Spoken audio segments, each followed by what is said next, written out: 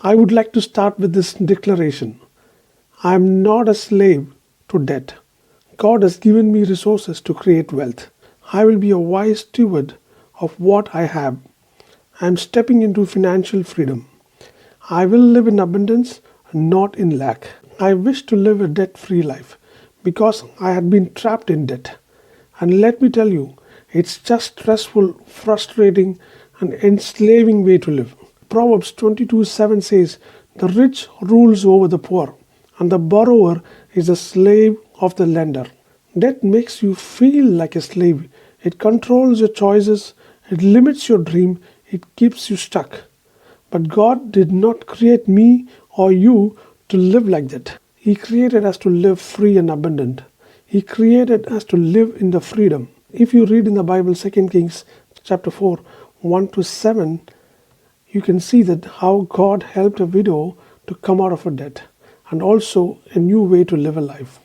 That's why, so let's also learn from the story and let's decide today, I will not let debt control my life anymore. I will learn how to break free and live in the abundance. I will learn how to break free and live in the abundance what God promised for me.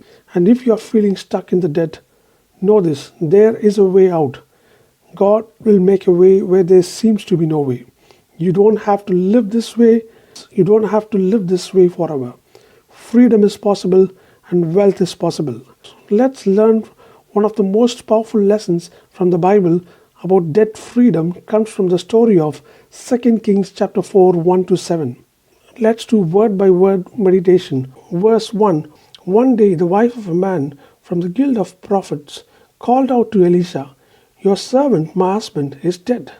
You know well what a good man he was, devoted to God. And now the man to whom he was in debt is on his way to collect by taking my children as slaves." Let's reflect this. This woman had lost everything. Her husband, her security, and she was about to lose her son to debt slavery. Maybe you have felt this kind of desperation before. The weight of debt can feel impossible.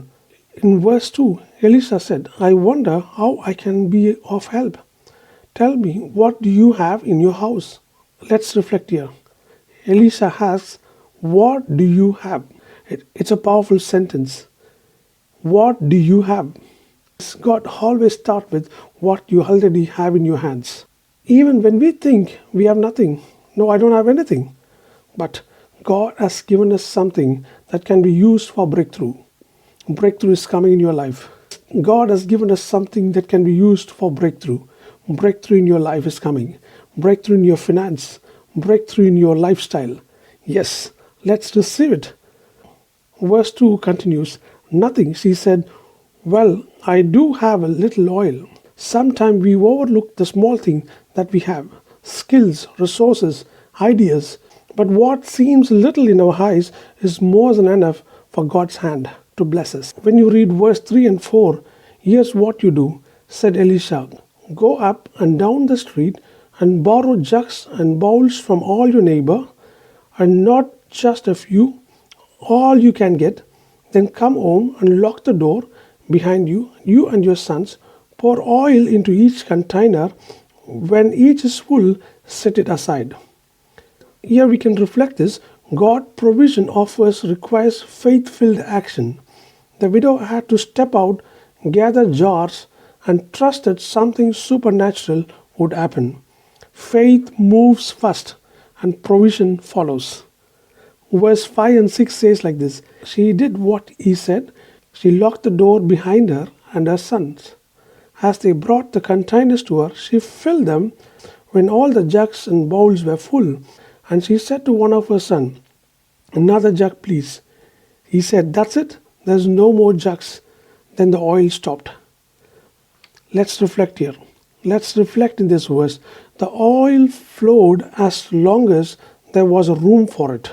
The important lesson that we can learn from this, God's provision is limitless, but our capacity to receive is what determines.